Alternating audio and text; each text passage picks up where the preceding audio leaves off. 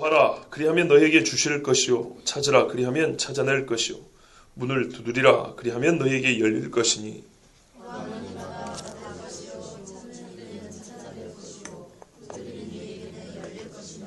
너희 중에 누가 아들이 떡을 달라 하는데 돌을 주며 너희가 악한 자라도 좋은 것으로 자식에게 줄 줄 알거든 하물며 하늘에 계신 너희 아버지께서 구하는 자에게 좋은 것으로 주시지 않겠느냐. 그러므로 무엇이든지 남에게 대접을 받고자 하는데도 너희도 남을 대접하라. 이것이 율법이요 선지자니라. 아멘. 기도하겠습니다. 좋으신 아버지 하나님 감사합니다. 영광을 받아 주시옵고 이 시간도 말씀하여 주시옵소서. 지극히 작은 종이 부정하고 더러운 입술로 섰습니다. 숯불로 종의 입술을 태워주시고 정결하게 하여 주시며 성령의 기름으로 종을 사로잡아 주시고 부어주셔서 주님의 장중에 붙들린 말씀 선포가 되게 하여 주시옵소서. 이 종 입술에 할 말을 담아주시며 오늘 아버지께서 우리에게 주시고자 하는 그 말씀 허락하여 주시옵소서. 우리 주 예수 그리스도의 이름으로 기도하옵나이다. 아멘. 구하라 그리하면 너에게 주실 것이요 찾으라 그러면 찾아낼 것이요 문을 두드리라 그러면 너에게 열릴 것이니 구하라 찾으라 문을 두드리라 같은 말입니다. 반복입니다. 뭐 구하는 것은 뭐고 찾는 건 뭐고 문을 두드리는 건 뭡니까? 다 달라는 겁니다. 달라고 해라 그 말입니다. 달라고 해라. 달라고 하면 주실 것이요 찾아낼 것이요 열릴 것이라. 어떻게 한다는 말씀입니까? 준다는 말이죠. 준다는 겁니다. 3번 반복입니다. 강력하게 요구하라는 겁니다. 강력하게. 꼭 하라 이 말입니다. 첫 번째는 꼭 하라는 얘기고 두 번째는 이 간구를 하되 대충 하지 말고 진짜 배기로 하라 이 말입니다. 진짜 배기로. 여러분 예레미야에 보면은 너 입을 크게 넓게 열라. 너 입을 채우리라는 말씀이 있죠. 이게 예레미야 고통 중에 한 기도입니다. 고통 중에. 평안할 때 이야기가 아니고 고통 중에 예레미야가 기도했을 때 하나님이 입을 크게 열라 이렇게 말씀했어요. 구하고 찾고 문을 두드리고 아쉬울 게 없는 사람들이 하는 게 아니지요. 예. 그런데 이것은요. 인간적으로 볼 때 아쉬울 게 있든지 없든지 하나님 앞에는 부하든 가난하든 건강하든 병들었든 나이가 많든 젊든 많이 배웠든 못 배웠든 무관하게 누구든지 구해라는 겁니다. 반드시 구하라는 거예요. 반복하여 꼭. 우리 주님이 7절에도 이미 답을 주셔놓고 8절에 또 반복입니다. 구하면 받는다. 찾는 자가 찾아낸다. 두드리는 이는 열릴 것인다. 그렇게 했어요. 7절에 이미 하라 하고는 결과도 얘기해 줬잖아요. 7절에 구하라 그러면 주실 것이요. 찾으라 그러면 찾아낼 것이요. 문을 두드리라 하면 너에게 열릴 것이니라. 해놓고 8절에 또 구하는 이마다 받을 것이요. 찾는 이가 찾아낼 것이요. 두드리는 이에게 열릴 것이니라. 이게 구하는 사람 중에 80%는 받고 20%는 못 받고 이런 일 없고 찾기는 찾는데 곧 뺏길 것이다 이런 것도 없고 열리긴 열리는데 반쯤 열릴 것이다 이런 게 없어요. 100%를 얘기하는 거예요. 100% 주고 모든 구하는 자에게 다 주고 구하는 만큼 주고 도로 회수하는 일이 없어요. 그렇게 주겠다는 겁니다. 무지하게 좋은 이야기죠. 그럼 다 구하겠죠. 뭐 때문에 10벌을 가지고 다 구하겠죠. 그런데 얼마나 주님이 이 말씀이 확실한지 아예 알아먹고도 지금 남잖아요. 그죠? 제가 알아먹고도 남는 이야기를 2번, 3번 하잖아요. 나 예수님 본받은 거예요. 예? 예수님이 이렇게 쉬운 이야기를 3번씩이나 하잖아요. 저는 이 하수들은 말을 어렵게 하는 특징이 있는데요. 이 별것도 아닌 거를 어렵게 말을 해갖고 3번, 4번씩 꼭 하는데 예수님은 엄청 쉬운 이야기잖아요. 이거 이해 못하는 사람이 어디 있어요, 세상에. 예? 한마디로 기도하라는 얘기 아닙니까? 예? 달라고 하라는 얘기 아니에요. 근데 이거를 이해 못할까봐 비유를 또 들어줘요. 확실한 예를 하나 들어줍니다. 뭡니까? 너희 중에 모인 사람들 중에 이게 일반적으로 있을 수 있는 일이죠. 예. 만드는 얘기가 아니고 우리 일상적인 이야기 한번 생각해보자 이 말이죠. 아니 아들이 떡을 달라는데 돌을 주는 아비가 어디 있겠냐? 생선 달라는데 뱀을 줄 사람이 어디 있겠냐? 이게 무슨 말입니까? 떡은 먹는 거죠. 돌은요. 못 먹는 겁니다. 처음부터 요구사항과 완전 반대되는 것. 아무짝에 쓸데없는 것을 주는 애비가 어디 있겠냐 이 말이에요. 먹을 걸 달라 하면은 적어도 먹을 걸 주지, 먹지도 못할 걸 돌을 주면은요, 그냥 먹지 못할 걸 주는 게 넘어서서 기분이 나빠요. 돌을 치고 싶겠죠, 사람이. 그러지 않겠습니까? 그러니까 얼마나 우리 주님이 이런 말 같지 않은 일, 이거는 진짜 말도 안 되는 일이죠. 그런 것처럼, 아니, 우리 하나님이 너희가 떡을 달라는데 사람도 돌을 주지 않는데요. 요구사항 완전히 말도 안 되는 동떨어진 이 딴짓을 하지 않는데, 애비가 하늘에 계신 아버지가 그 돌을 주겠냐, 이 말이에요. 원천적으로 먹을 수 없는 것은 주지 않습니다. 두 번째, 생선 달라합니다. 식성이 참 다양해요. 예? 생선을 달라는데 먹기는 먹을 수 있어요. 뱀도, 비암도 삶아놓으면 먹을 수 있어요. 구워놓으면 장어하고 비슷하고 국물을 내면 닭국하고 비슷해요. 이 장로님 그러죠. 예, 비슷해요. 최장님 혹시 한상을 해보셨습니까? 안 해보셨어요? 저는 어릴 때 모르고 한번 마셔봤어요. 예, 어른들이 이거 드시는데 뭐 닭국이라 그런 거예요. 그래서 조그마할 때 정화보다 어린 것 같은데 한 3비쯤 됐을까? 그때 먹어봤어요. 누리끼리하니 기름 떠있는 게 닭국처럼 보여요. 닭기름처럼. 그런데 뭔가 이상해서 물어봤더니 비암이라는 거예요. 먹을 수는 있지만 얼마나 혐오스럽고 부적합합니까? 뭔 말인지 이해되시죠? 국자가 없으면 숟가락으로 뜰 수 있지만 적합하지 않죠. 국을 뜨자니. 생선을 먹고 싶다 그랬어요.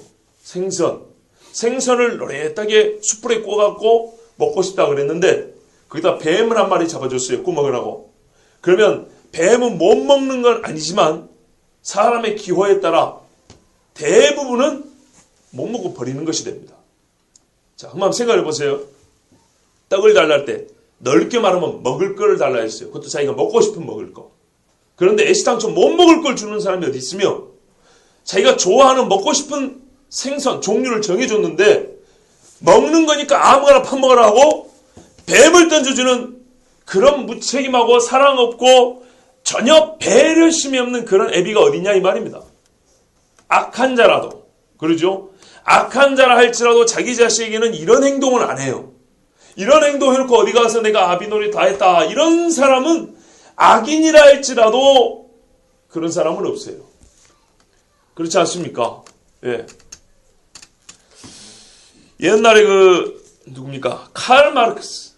그러니까 공산주의 사상을 펼쳤던 그 사람이 있죠. 모든 자본을 싹 모아서 다 나눠 갖자 뭐 이런 식으로. 예, 공산주의 혁명을 일으키기에 큰 사상적인 이 밑바탕을 제공했던 사람, 칼 마르크스가 이 자본주의를 비판했어요. 저는 성경에는 자본주의를 동정하지 않습니다. 성경은 공산주의도 동정하지 않습니다. 하나님의 경제윤리가 따로 있어요. 예, 자본주의, 공산주의, 뭐 민주주의, 사회주의, 성경은 달라요. 예, 성경에는 그런 개념 없어요. 거기에 비슷비슷한 게 조금씩 이렇게 얽히는 게 있지만 우리는 자본주의가 성경에서 나온 줄 알죠. 돈을 사랑하지 말라는데 자본주의는 돈 사랑입니다. 민주주의는요. 각기 속이는 옳은 대로 내 표가 한 번 찍었어요. 이게 법이에요. 성경에는요. 하나님 법이에요. 예. 그럼 공산주의는요. 공산주의도 사람 법이에요. 공산주의? 예. 거기도 돈 논리로 갑니다. 중국이나 북한 가보세요. 돈 많은 놈들이 왔다 합니다. 어딜 가나. 소련도 마찬가지인데 옛날 소련도 마찬가지. 칼 마르크스가 공산주의 사상을 말했는데 이 사람이 뭐라는지 압니까? 자기 사회한테. 니는 왜 그렇게 돈을 못 벌고 우리 딸 이렇게 고생시키냐 그랬어요. 예? 돈하지 말라고 책을 써가지고 알린 사람이 자기 사회한테는 편지 쓰고 그랬다니까요. 돈 좀 많이 벌어라 이 자식아. 우리 딸 좀 고생시키지 말고. 이렇게 말을 했어요. 이게 사람 맞는 이론이라는 겁니다. 자, 성경은 하나님의 법입니다. 하나님이 왕이고 원래는 왕도 없고 대통령도 필요 없습니다. 사람들이 또 달라달라 하니까 하나님이 사울왕을 세워줬습니다. 원래 하나님의 말씀대로면 율법을 가지고 지킬 수 있고 율법 갖고 사는데 아무 지장이 없습니다. 그런데 세상 모든 사람이 사람을 왕 세우고 사람 앞에 머리를 숙이니까 그리고 군사력이 강하니까 이스라엘이 맨날 조그마한 블레셋하고 싸우면 진다 이 말이에요. 등치는 이스라엘이 큰데 블레셋하고 싸우면 져요. 군사력이 게임이 안 돼요. 왜요? 국가의 집중력 힘이 없으니까. 그래서 전쟁 때문에 안 되겠다. 우리를 이끌 지도자가 있어야 되겠고 항상 준비된 군인 조직이 있어야 되겠다. 그래가지고 왕을 세워달라 했던 거예요. 그리고 실제로 사울이 왕 됐을 때 처음 한 게 뭡니까? 치적이 없어요, 치적이. 그래서 전쟁을 해가지고 몇 나라를 전쟁 이기니까 그때부터 사울이 막 이렇게 높임 받았던 거고, 그 다음에 다윗이 싸움을 잘하니까 또 다윗다고 이랬던 겁니다. 하나님이 택하신 종들이 맞지만 인간들의 눈높이에서, 인간들의 수준에서는 싸움 잘하는 사람이 왔다는 거예요. 그러니까 하나님이 어디 있겠어요, 하나님이. 하나님 앞에 기도하지 않고 법규만 가져오면 부정 하나 붙이고 있듯이 법규만 가져오면 전쟁 이겼다고 막 박수치고 소리 쳤다가 블레셋한테 법규 뺏겼지 않습니까? 하여튼 사람이 만든 사상과 사람이 만든 정치, 경제, 제도는 부분적으로는 하나님 앞에 맞는 게 있어요. 그러나 근본적으로는 하나님이 명한 거하고는 많이 다릅니다. 이 시대 경제 제도는 하나님이 생각한 거하고는 많이 다릅니다. 여러분 50년 희연 제도를 지킵니까? 7년 안식일을 지킵니까? 안 지키잖아요. 하여튼 세상에 어떤 사람도 자기 자식에게 이렇게 좋은 것을 줄 줄 알지 나쁜 것을 주지 않습니다. 애시당초 말도 안 되는 걸 주는 일 없고요. 부적합한 것을 주고 자기 할 일 다 했다 하지 않습니다. 근데 하나님은 어떻게 해요? 딱 맞는 거를 줘요. 먹을 거라면 먹을 거 주고 가장 적합한 거 줍니다. 안 만나 주지 않습니까? 매출에 보내줬잖아요. 바다가 가오르막에서 바다를 갈라줬지 않습니까? 창검에 죽어 가니까 전쟁을 이기게 해줬지 않습니까? 하나님은 가장 필요한 거, 적합한 양, 그 적합한 시기에 사람에게 주십니다. 이게 하나님이 하시는 겁니다. 자, 그런데요. 이렇게 3번씩이나 반복해서 말씀을 했어요. 이렇게 쉬운 이야기를 7절부터 11절까지 이렇게 쉬운 이야기를 왜 했을까요? 왜요? 쉬운 이야기니까 답이 쉽게 나와야죠. 왜 했습니까? 명령이지 않습니까? 구하라고요. 진짜로 구하라고요. 진짜로 기도하라고 그런 겁니다. 그러면 왜 이렇게 3번씩이나 강조해서 말씀할까요? 안 하니까. 안 하니까요. 사람들이요. 하나님 생각 무지하게 많이 해줍니다. 하나님 귀 아프신데 소리 져서 기도 안 하고 체면이 있고 사람의 염치가 있지 어떻게 하나님 앞에 기도하겠냐. 맨날 달라고 하겠냐 그래요. 자, 좀 다른 이야기 하나 해볼게요. 사람의 앞에 죄를 지어놓고요. 달래려고 그래요. 여러분 한번 생각해 보세요. 남편이 바람을 폈어요. 그걸 두드려 패요. 이혼하자고. 우리 촌에 그런 분이 있어요. 자기가 만약에 부인에게 잘못을 빌려면 어떻게 해야 되겠습니까? 무릎을 꿇고 손발을 빌어야 되겠죠. 일단 기본적으로 이건 기본 아닙니까? 그런데요. 아무 일도 없었다는 것처럼 옷을 한 벌 사줄게. 봐봐. 이래가지고 시내 데려가서 옷 한 벌 사주고 밥 먹고 싶은 거 뭐냐고 막 먹여 이렇게 밥을 사줍니다. 살살 달래는 거죠. 여기 계신 여성분들 내가 만약에 그 당사자라면 여러분 기분이 어떻게 했습니까? 인간들이 못돼 먹어가지고 하나님을 달래려고 그래요. 애들 사탕 하나 빨리는 것처럼. 무지하게 잘못했어요. 바람을 폈건 사기를 쳤건 사람을 죽였건 많은 잘못을 했어요. 오늘 감사한금 50만 원 했어요. 이 정도면 하나님이 봐주겠지? 교회에서도 나 헌금 많이 하는 거 아니까 사람들이 좀 어느 정도 생각해 주겠지? 하나님하고 장난치려고 그래요. 하나님을 살살 달래요. 죄 지면 나왔고 봉사 좀 더 해요. 그걸로 없던 걸로 치려고 그래요.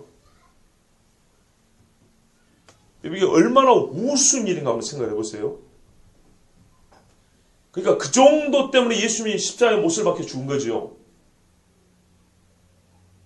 우상 숭배하고 교회에서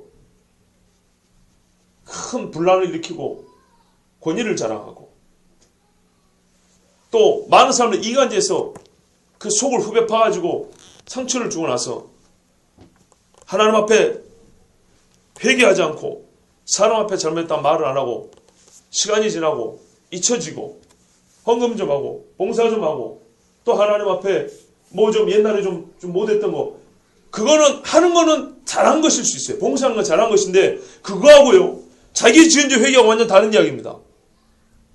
봐보세요. 주제가 달라요. 바람을 폈으면 내가 바람 핀 것에 대하여 안 해요. 내가 잘못했어 하고 빌어야 되는 겁니다. 이게 옷 사준다고 해결될 문제가 아니고 밥 한 끼 사준다고 해결될 문제가 아니에요. 하나님 앞에 그런 거예요. 오늘 본문으로 얘기해 볼까요? 본질상 진노의 자녀입니다. 내 잘났다고 내 마음대로 살았던 사람입니다. 내가 구하긴 누구에게 구해요? 기껏 사람에게 구하고 살았던 사람입니다. 하나님의 도움이 필요 없다고 살았던 사람입니다. 나의 본질적으로, 본성, 말할까요? 내 정체, 이건 이제 실존적으로 표현하는데, 이건 좀 뭐랄까, 이야기가 좀 그러니까. 그러니까 나는 본식, 누구에게 아쉬운 소리 할 사람이라고 내 자신을 그렇게 생각하지 않았어요. 실제로 형편이 궁하든 부유하든지 간에 나 누구, 인간 누구에게 손 벌리고 그런 사람이 아니야. 그리 살았어요. 그건 사람한테는 그럴 수 있어요.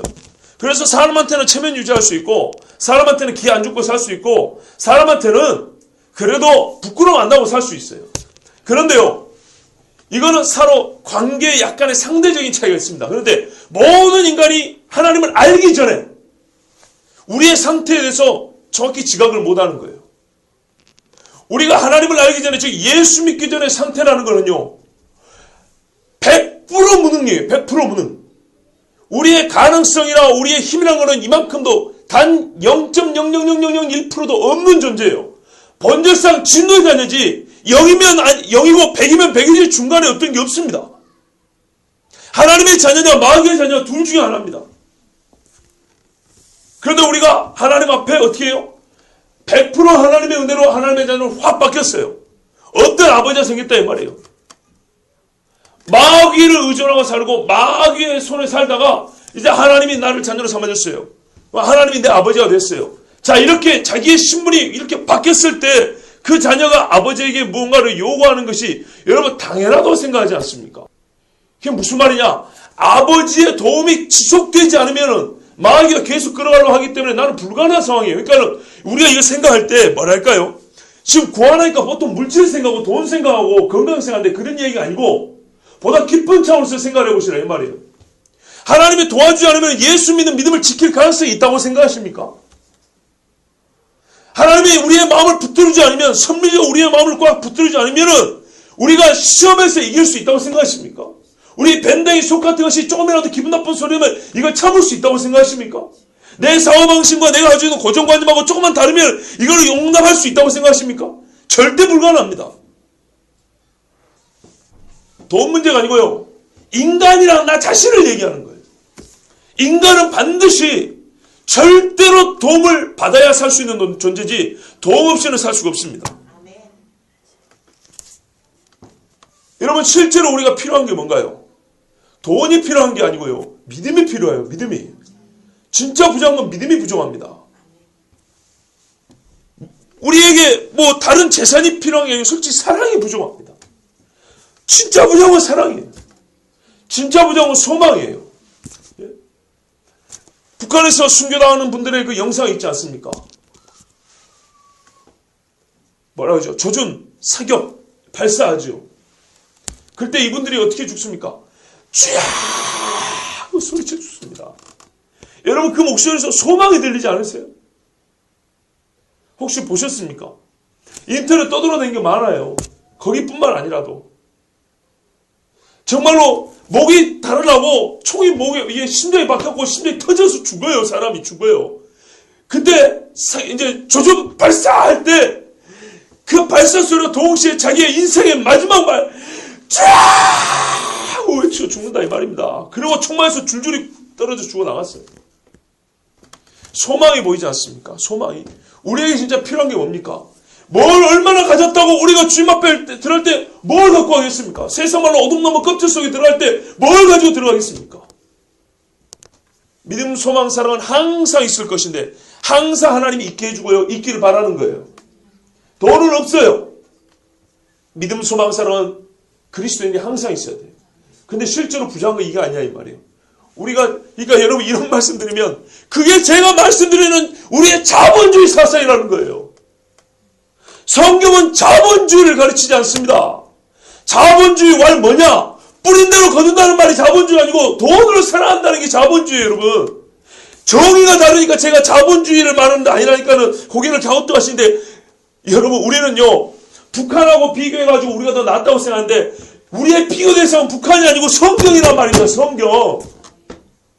자본주의 사상은요, 돈을 네 신으로 삼으라는 게 자본주의 사상이에요, 여러분. 네가 뿌리면 네가 수고한 대로 거둔다는 게 자본주의가 아닙니다. 수고한 대로 거둡니까?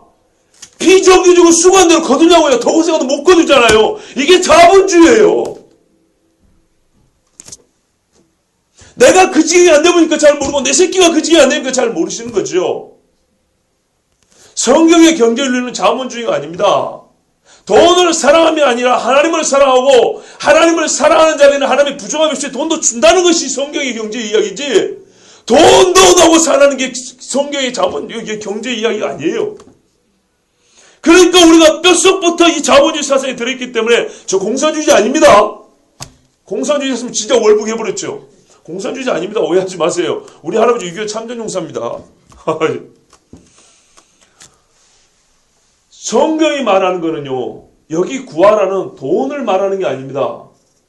돈만을 말하는 게 아니에요. 처음에 돈이 없으면은 100원을 달라는데 누가 10원을 줄 것이며 1000만원을 달라는데 누가 아무짝에 쓰는 부도난 수표를 주겠나, 뭐 이래야 되지요. 여러분, 돈 이야기가 아니고 근본적인 이야기입니다. 사람이 먹고 사는 게 생존을 위한 것이죠. 가장 본질적인 것부터, 가장 기본적인 것부터 사람은 하나님 앞에 구해야 합니다. 구해야 합니다. 그것을 하나님이 해주겠다는 겁니다. 하나님이 해주시겠다는 거예요. 그런데 우리가 안 구해요. 생각보다 안 구해요. 너무너무나 안 구해요. 그래서 우리 주님이 구하라, 구하라, 구하라 그랬어요. 유철 선교사님이 이 말씀으로 살았다고 안 그렇습니까? 그분이 간증한 거 제가 몇 번 들어봤는데 맨날 똑같은 말씀이에요. 구하라, 찾으라, 두드리라. 그러면 준다, 찾아낸다, 열린다. 맨날 이 이야기만 해요. 저는 대충 뭔 이야기인지 알겠어요. 그런데 이렇게 순수하게 믿어도 됩니다. 근데 그분이 구했던 게 뭔가요? 돈 구한 거 아닙니다. 그분은 기본적으로 생명 얻기를 구했어요. 봐보세요. 공산주의 들어가가지고 탈북한 사람들 잡아가지고 예수 믿으면 롤라로 깔아가지고 다리를 하반신을 없애가지고 북한으로 보냈어요. 수만 붙잡고 북한으로 보냈던 사람이에요. 혹시 그 간증 들은 기억이 없으신가요? 우리 교회 와서는 그런 간증 안 하셨나 보죠. 예. 하여튼 지독한 사람이에요. 무지막지한 짓을 많이 했어요. 그분이 예수를 믿게 된 후에 뭘 구했겠습니까? 주여 나의 죄를 용서하옵소서. 이거부터 구했겠죠. 예. 그리고 나를 살려만 주시면 내가 주의 일을 하겠나이다. 구한 순서를 한번 생각해 보세요. 그 입장에서 조국이 자기를 버리고 자식들도 가족들도 다 죽었어요. 애가 넷인데 다 죽었어요. 그런 사람이 국경지에서 탈출을 해왔어요. 뭐 영화 같은 이야기죠. 본시 특수부대 장교 출신이니까 하여튼 이라고 탈출해 왔는데 이분이 뭘 구하겠습니까? 이분의 구하는 게 뭐겠어요? 부자 만들어 달라는 거겠어요? 아니죠. 최소한 나에게 자유를 주십시오 아니겠습니까? 도망자 신세라고 무슨 복음을 전하고 어디 가서 무슨 말을 한마디 하겠습니까? 하나님 나의 생명을 지켜주시고 자유를 주시고 말씀을 전할 기회를 달라고 이렇게 기도하지 않겠습니까? 이게 이분의 기본적인 기도입니다. 제가 듣기로 영하 50도에 그 러시아 시베리아 거기서 안 죽으려고 밤새도록 뛰었다는 그 이야기를 들었어요. 서불면 얼어 죽으니까 정말 밤새도록 뛰었다고 그랬어요. 안 죽으려고. 그렇게 어쨌든 생명을 부재했던 그런 분입니다. 그러니까 우리가 여기서 구하라는 말씀은요, 기본적으로 반드시 구하라는 얘기고, 구하면 꼭 준다는 얘기인데, 전제는 사람이 지극히 안 구한다는 거, 지독하게 안 구한다는 거고, 그리고 이 구함은 그냥 물질의 이야기가 아니라 인간이 하나님 앞에 섰을 때 인간 실존, 죄인으로부터 시작하죠. 죄인으로서 하나님 앞에 의롭게 되는 문제를 비롯해서 모든 인간의 연약함, 전반적인 모든 것을 구하라는 겁니다. 그러면 우리 주님이 해주겠다는 겁니다. 아멘. 여러분 기도를 한번 생각해 보세요. 실제로 기도를 먹을 것만 구하십니까? 아니죠. 그러지 않습니다. 여러 가지 구합니다. 자식들을 위해서도 구하시죠. 그런데 이거는 초신자도 구합니다. 그러면 조금 신앙이 좀 크면 어떻게 합니까? 교회 공동체를 위해서 구합니다. 내 식구가 아니라 남을 위해서도 구합니다. 더 나가면요. 다른 사람들 선교사를 위해서도 구합니다. 세계 가난을 죽어가는 어린애들을 위해서도 구합니다. 전쟁이라는 나라의 평화를 위해서도 구합니다. 이 모든 것들이 구하는 게 이게 구함의 범위가 제한되어 있지 않습니다. 그러니까 우리가 바로 우리가 예수 믿는 사람들 이렇게 좀 시야가 좀 넓어져야 됩니다. 그래야 하지 않는다는 거예요. 말하자면 구하는 것도 우리가 먹고 살 것만 구하지 진짜로 다른 사람들 형편에서는 그렇게 구하지 않는다는 겁니다. 북한에 굶어줄 사람 몇 명이라도 그 사람들에서 별로 구하지 않고 쪽방에서 가난해서 이게 외롭게 죽어가는 사람들이 많이 있는데 그 사람들에서 별로 구하지 않고 그런 데는 별로 관심이 없어요. 여러분 신앙생활이 교회 와서 저부터 그렇지만 뜨겁게 막 소리 한번 지른다고 그게 신앙생활 훌륭한 게 아니에요. 정말로 그거는 초보예요. 초보. 모든 것이 정직해야 됩니다. 그런데 정직하게 사는 게 얼마나 어렵습니까? 내 힘으로 안 되잖아요. 마귀는 그걸 원하지 않거든요. 그럼 우리 주님 앞에 구해야죠. 좀 도와달라고. 불의한 사람들이 얼마나 우리를 삼키려고 마귀의 하수인이 돼가지고 달라붙습니까? 나 역시도 마귀의 하수인이 된 것처럼 보일 때도 있고 그 발톱에서 좀 노임을 받게 해달라고 구해야 되지 않겠습니까? 그런데요. 정말 이해가 안 되는 말씀이 12절에 있어요. 같이 한번 읽겠습니다. 시작.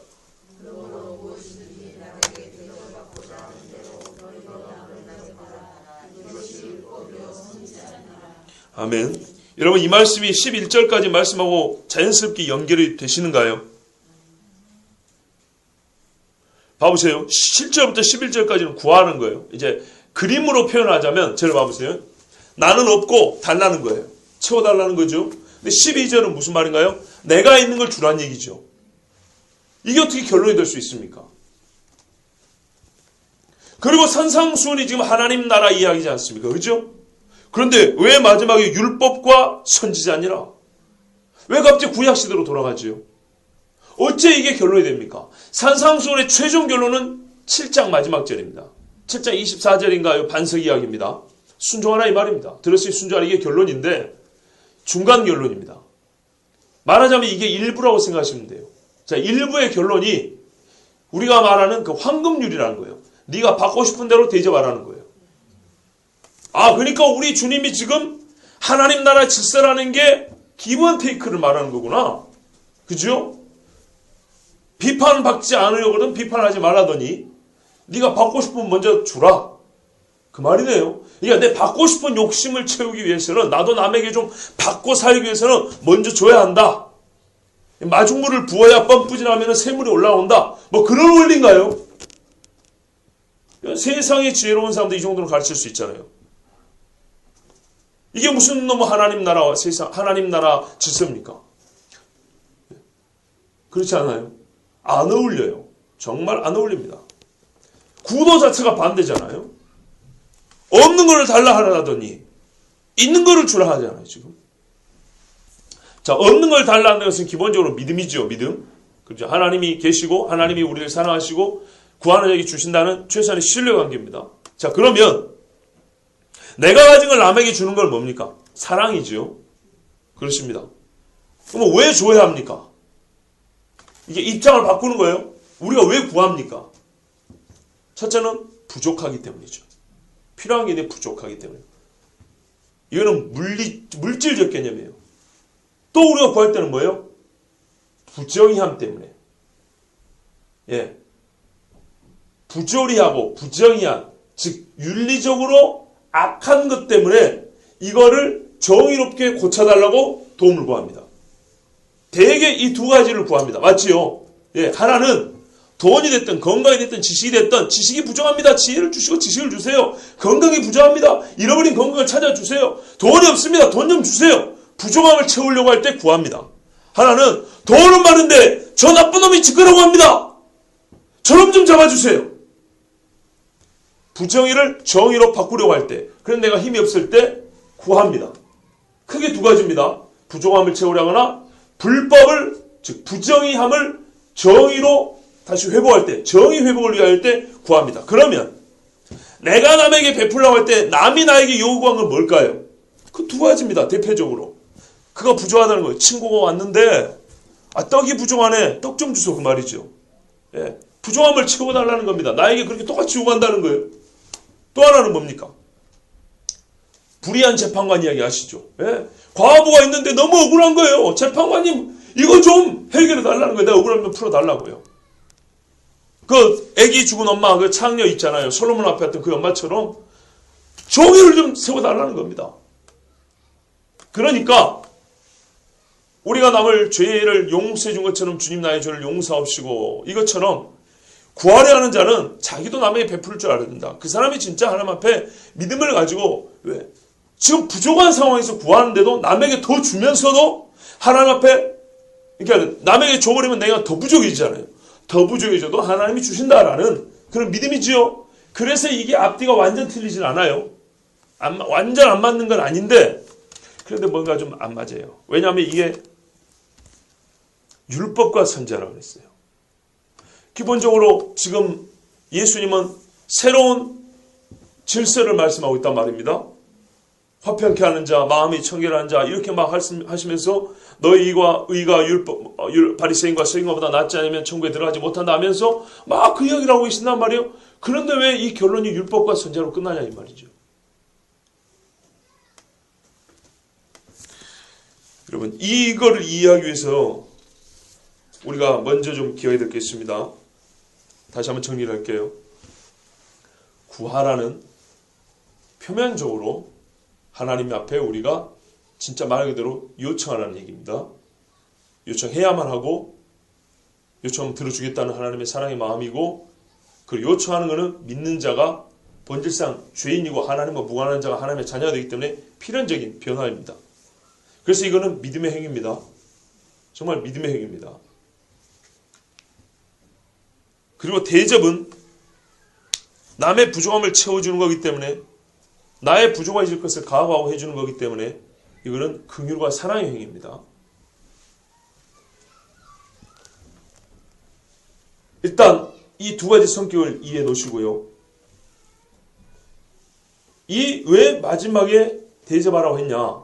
사랑과 믿음이 함께 가기도 하지만 이 대접하라는 말이 그럼에도 불구하고 후반에 율법과 선지자라고 끝맺었기 때문에 지금까지 한 말씀이 율법과 선지자에 대한 이야기다 이런 말이 되어버리기 때문에 얼른 이 앞에 5장, 6장, 7장 이 전반부까지 하고는 어울리지 않는 것 같습니다.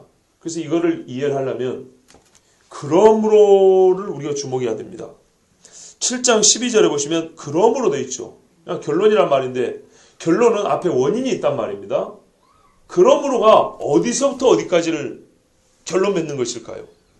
그러므로가 결론이 될 만한 무엇이든지 남에게 대접을 받고자 하는 대로 너희도 남을 대접하라. 이것이 율법이야 선지자니라. 이것이 결론이 될 만한 앞에 서론 본론은 어디서부터 어디까지일까요? 5장 17절을 봐보십시오. 5장 17절에 이렇게 돼 있죠. 내가 율법이나 선지자나 폐하러 온 줄로 생각하지 말라. 폐하러 온 것이 아니고 완전하게 하려 함이라 그랬죠. 자, 일단 이랬기 때문에 예수님이 소결론으로 율법과 선지자를 말씀한 것은 틀리지 않습니다. 맞죠? 자, 그러면 5장 처음을 한번 봐보세요. 예수께서 무리를 보셔 산에 올라가 앉으시니 제자들이 나온지라 입을 열어 가르쳐 이르시되 심령이 가난한 자는 복이 있나니 천국이 그들의 것이며 해서 팔복을 말씀하세요. 이 팔복은 세상이 말하는 복의 개념, 복의 원인과는 완전 다른 이야기입니다. 가난한 사람을 복 있다고 척다 말을 붙이지 않습니다. 근데 세상이 말하는 복의 정의를 아주 뒤집어 버렸어요. 그렇기 때문에 이거는 뭐라고 표현할까요? 이 세상의 질서가 아니고 하나님 나라 질서라고 분명히 말했습니다. 거듭난 하나님 나라 백성들의 하나님 나라 질서예요. 말하자면 구약에서 율법을 받기 전에 이스라엘하고 율법을 받고 난 다음에 이스라엘은 생활 방식이 완전 다릅니다. 그것처럼 예수를 만나야 된 사람들은 이렇게 살아요. 자, 이렇게 살면 자동적으로 뭐가 되냐? 어떤 의미에서는 이렇게 사는 목적이 뭐냐? 13절부터 16절까지 나와요. 뭡니까? 세상의 소금과 세상의 빛이 되기 위함이에요. 그래서 하나님께 영광을 돌리라는 거예요. 이렇게 살면 복이면서 동시에 이렇게 사는 것이 세상의 질서와는 완전 다르기 때문에 이렇게 살면 자동적으로 세상의 소금과 빛이 돼요. 그러면은 하나님 앞에 영광이 자동적으로 되는 거예요. 자, 그럼 5장부터 시작한 것의 그러므로의 결론입니다. 5장부터. 그러면 처음에 5장이 어떻게 시작했다고요? 이 세상과는 다른 하나님 나라의 질서대로 살아라 그랬어요. 그러면 그것이야말로 세상에서는 소금과 빛과 같은 삶이요 하나님께 영광이 되리라 그랬어요. 그러면 사람들이 아주 이제 새로운 것들만 말할 줄 알았더니 갑자기 예수님이 근데 이게 새롭게 들리지만 엄밀하게 말하면 새로운 것이 아니고 율법과 선지자들을 통해서 내가 이미 가르쳐 준 거다 그랬어요. 그래서 예수님이 그 참뜻을 다시 말해줬잖아요. 율법에는 뭐라고 말했는데 너희가 이렇게 이해하고 있지. 그런데 그것이 본래는 그런 뜻이 아니다 하면서 재해석을 해줬잖아요. 율법을 부정한 게 아니라 율법을 재해석을 해주면서 하나님 나라 질서를 세워나갔어요. 이게 6장에 해오신 이야기입니다. 예수님이. 그렇죠. 금식에 관하여, 기도에 관하여, 구제에 관하여 이런 이야기를 해하시면서 유대인들이 갖고 있던 율법이 경건한 행위라고 했던 것에 대해서 자기들이 그 율법대로만 했어도 좋았을 거를 사람의 전통과 장로 유전을 섞어가지고 해오니까 예수님이 그거를 뒤집어주면서 까발려주면서 본뜻이 그게 아니다 이러면서 율법을 바르게 해석을 했어요. 근데 이 바르게 해석해 준 것이 5장 처음에 팔복 율법과 무관하게 보였던 새 하나님의 나라 백성의 질서. 근데 이거를 속으로 들어가 보니까 이게 일맥상통했던 거예요.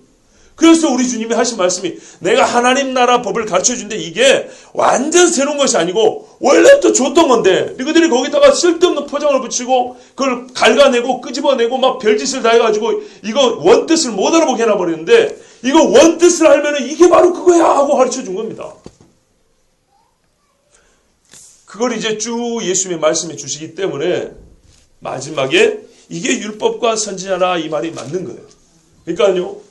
각각 5장 17절에서 20절까지 율법을 완전하게 발휘합니다. 하나도 폐하지 않는다 그랬어요.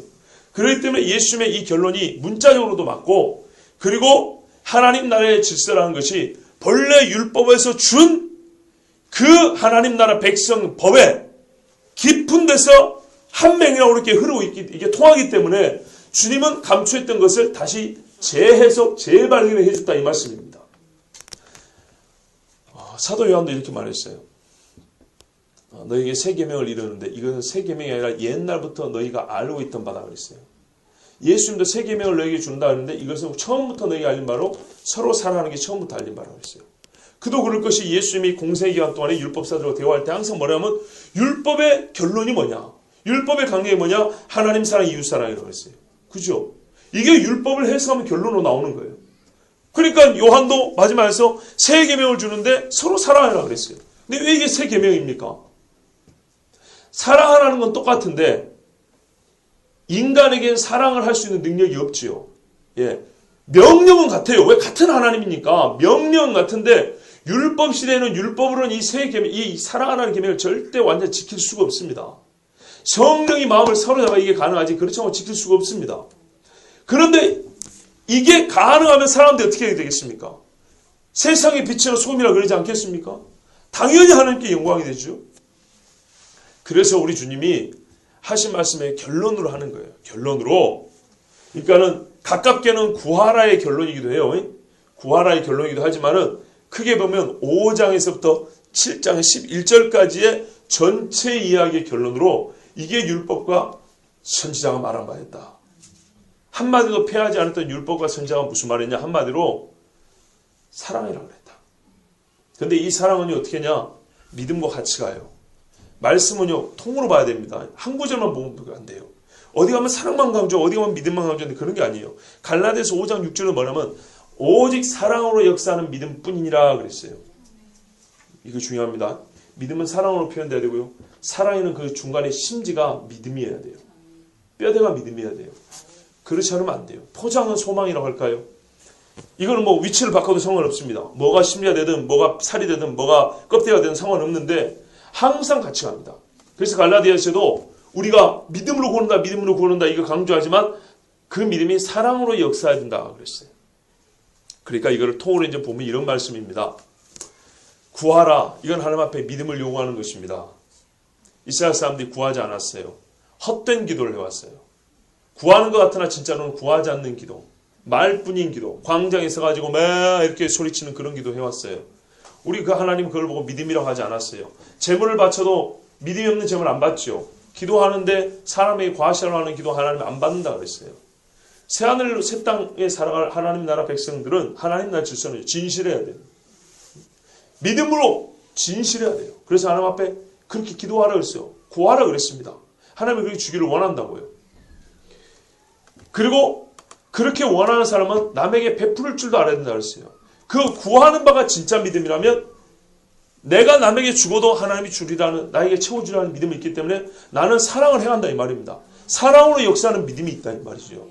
그러니까 이게 구하라는 말씀도 12절이 결론이 되지만 이제 넓게 보면 마지막에 이게 율법과 선지자니라 해가지고 새하늘과 새 땅의 질서를 말한 예수님이 과거로 갑자기 돌아간 듯한 이런 말씀하시는데 이게 잘못된 게 아니고 본시 새하늘과 새 땅은 율법을 줄 때부터 시작이 된 겁니다. 그러나 그때는 희미하고 완전하지 못하고 그 새하늘과 새 땅의 질서를 살아갈 만한 능력은 부족한, 그러나 그것이 무엇인지는 가르쳐주는 계시로서 율법을 주셨어요. 그리고 율법의 결론이 바로 새하늘과 새 땅의 질서인 하나님 사랑하고 이웃 사랑하는 거였어요. 그게 요약이었어요. 그리고 그게 결론이었어요. 그리고 우리 주님이 이 땅에 왔을 때도 최종 결론은 너희가 뭐라고 들었냐? 하나님 사랑하고 내 이웃 내 몸같이 사랑하라 하지 않냐 했냐? 이름으로 이게 결론을 내주셨단 말입니다. 그래서 새 하늘과 새 땅을 살아는 하나님 나라 백성들의 이 질서와 삶은 본래 율법에서 시작부터 시작됐고 그것을 온전하게 이해하고 실행할 수 있는 믿음만 가지고 있어도 세상의 빛과 소금이 되는 아무 문제가 없고 이것이야말로 똑같은 율법을 가지고 있지만 실제로 행하지 않고 믿음도 없고 사랑이 없었던 바리새인과 서기관과는 다른 진짜 하나님이 의롭다 할 만한 그 의다 이 말입니다. 그래서 우리 주님은 그것들을 계속 장을 바꿔가면서 이제 이렇게 말씀해 오셨던 거고요. 바로 최종적으로는 이것이 새하늘과 새 땅의 질서이면서 율법과 선지자가 말했던 바다. 처음부터 내가 말해왔던 바다 하고 이렇게 말씀해 주신 겁니다. 그리고 이것은 최소한입니다. 여러분, 받고자 하는 대로 먼저 대접하는 것은 최소한 아닙니까? 이웃사랑의 최소한. 그렇죠? 이 최소한을 넘어갈 수 없다 이 말입니다. 최소한을 행하지 않고 갑자기 고급으로 갈 수는 없는 겁니다. 초급을 하지 않고. 13절에 바로 뭐가 나옵니까? 좁은 문으로 들어가라 돼 있죠. 좁은 문으로 들어가고 좁은 길로 걸어가라 그랬어요. 갑자기 최고급 단계로 넘어가 버립니다. 우리가 잘 쓰는 그런 개념을 사용하자면 받고 싶은 대로 주라는 것은 초보이고 이런 거 다 버리고 진짜 죽을 똥 살 똥 예수 믿는 좁은 문 좁은 길은 최상위 고급 단계입니다. 우리 주님이 원래 원하는 건 어디냐면 이것입니다. 그러죠? 뭐가 조금 부족하고 좀 남아 돌아서 조금 더 주고 조금 챙기고 이 정도를 완전히 초월한 바울처럼 모든 것을 배설물로 다 여기고 버린 후에라도 채찍을 맞고라도 예수님 걸어가신 그 길을 걸어가는 것, 이것이 이제 말하자면 이 초보를 띈 사람이 가는 길입니다. 그런데 우리는 이 다음 이야기는 막 걸어가지도 못하는 주제에 막 뭔가 뭐 가슴에 막 불이 타오르죠. 그런데 이 12절은 그냥만 넘어가 버려요. 이게 교만한 거예요. 하나님을 이렇게 슬슬 이렇게 달래갖고 넘어가려고 그래요. 받고 싶은 대로 주는 건 하면서 하나님 제가 좁은 길을 걸어가려고. 내가 좁은 길을 걸어가 보려고. 내가 직장 생활에서도 말이죠. 예? 안 믿는 사람들 직장생활 얼마나 힘든지 아십니까? 내가 좁은 길을 걸어간다고. 근데 우리 주님 그 전에 봐요. 받고 싶은 대로 주는지 이것부터 보신다고요. 그러니까 일부가 하나님 나라 질서를 말해주는데 이게 율법부터 시작됐던, 그러니까 이게 가장 기초적인 겁니다. 가장 초보입니다. 이것부터 주님이 확인을 해봅니다. 이것부터 확인해봤는데 안 되면 솔직히 말하면 13절 이후는 나하고 별 상관이 없다라고 생각하는 게 맞습니다. 우리 예수님은 말장난 안 합니다.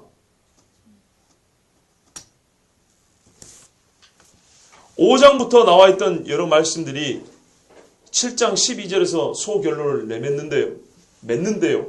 율법과 선지자, 우리가 우습게하는 율법과 선지자들이 줬던 구약의 말씀마저도 똑바로 지키지 못하면서 우리 주님은 그것이 하나님 나라 질서의 기본 바탕으로 깔려 있어야 된다고 그렇게 수천 년 동안 말씀하셨는데 뭐 얼마나 대단히 잘 믿고 고상하다고 율법은 뭐 다 때려쳐버리고 갑자기 막 좁은 문 가보겠다고 이거는 자기 망상에 불과합니다.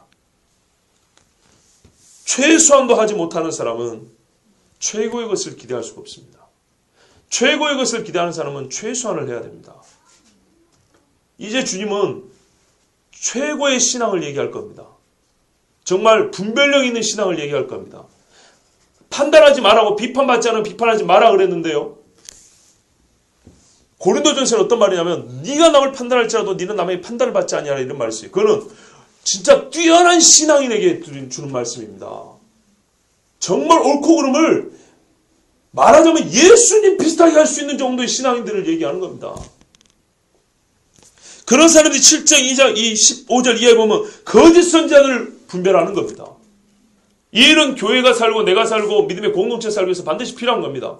그런데 12절 이전까지 이것도 똑바로 잡고 나는 뭐 하나님 기도 안 해도 괜찮아 하나님의 편히 계세요. 이 정도 수준의 신앙생활 하는데 좁은 문은 어디 있고 거짓 선지자는 어디서 분별하겠습니까? 이제는 좀 차원 다른 이야기가 나와요. 14절부터는 분량은 얼마 안 되지만 그만큼 베이스가 중요하고요. 많은 이야기를 했어요. 우리 주님이. 그런데 솔직히 봤을 때 우리가 이 기초라고 생각하는 것조차도 우리 삶에서는 내 자신이 행하기에는 그렇게 어려운 거예요. 정말로. 그러니까 최소한부터 얘기하는 거예요. 네가 받고 싶은 대로 먼저 해라. 얘기부터 하고 일단 끝내는 거예요. 여러분, 제가 마을 주변이 시원치 않아가지고 제 자신이 마음이 시원치 못합니다. 이거를 참 시원하게 말씀을 전해야 되는데 마음속에는 뱅글뱅글 도는데 이게 말이 잘 정리가 안 됩니다. 어떻게 이걸 표현하니까 참 어렵습니다. 그래도 여러분 하나님이 주시는 대로 다 들을 말씀 들은 줄로 알고요. 율법과 선지자란 말이 갑자기 예수님 입에서 왜 결론으로 나왔는가? 그런 예수님 율법을 폐하러 온 것이 아니고 완전케 하려 함이고 본시 하나님이 주신 율법을 사람이 지키지 못한 건데 예수님이 지키고 예수님을 따르는 사람이 지키는 것입니다. 거기서부터 하나님 나라의 질서는 시작됐고요. 하나님 나라 백성의 삶의 변화는 거기서부터 시작됩니다. 그런데 이게 기본입니다. 기본. 소단락을 맺으면서 기본 중에 기본을 말합니다. 최소한 받고 싶은 대로 먼저 해야 된다 이겁니다. 그런 다음에 우리는 그 다음 단계를 말할 수 있습니다. 근데 그 다음 단계는요. 완전히 꼭대기에 있는 최고급 이야기입니다. 좁은 길. 악한 자와 거짓 선지자를 분별하는 이야기. 반석과 모래에 집을 지은 이야기. 완전 극단적인 이야기들입니다. 중간 얘기 아니에요. 조금 선하게 살아라. 받고 싶은 대로 해라. 안 하면 어떻게 이 정도 얘기 아니고요. 극단적인 얘기를 합니다. 좁은 문, 넓은 문. 좁은 길, 넓은 길. 참 선지자, 거짓 선지자. 반석, 모래. 이런 식으로 쫙쫙 갈라지는 얘기를 합니다. 그런데 이게 준비가 안 돼 있으면 율법과 선지자의 이야기부터도 이게 준비가 워밍업이 안 돼 있는 사람은 이거는 어려운 이야기입니다. 정말 어려운 이야기입니다. 그러므로 산상수는 하나님 나라의 질서를 말하지만 율법과 선지자의 하신 이야기, 그때부터 주신 말씀을 완전하게 하면서 그거를 사람들이 빼고 더하고 왜곡시키고 포장 붙이고 했던 것을 우리 주님이 본래 모습대로 드러내주면서 인간이 실패한 것을 다시 예수님이 이걸 다시 그 작업을 해나가면서 하나님 나라의 질서를 세우는 그런 이야기입니다. 절대로 율법과 선지자라고 말씀하신 예수 말씀 무시하지 마시고 우리가 기본적으로 최소한의 것부터 잘하는 성도가 되어야 되겠습니다. 성경대로 꼭 성경대로 최소한의 것으로 최고의 은혜 받은 것을 증명하는 우리 모두가 되길 바랍니다.